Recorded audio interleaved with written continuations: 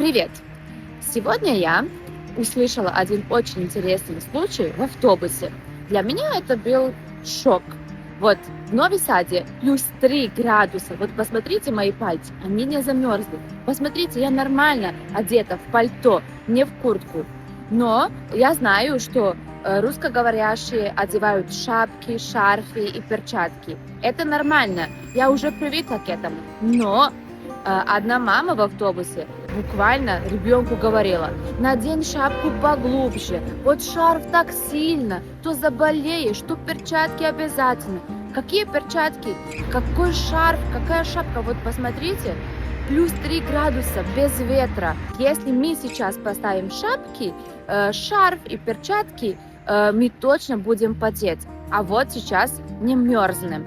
Вы мерзнете в Нови Саде на плюс 3 без ветра или не мерзнете?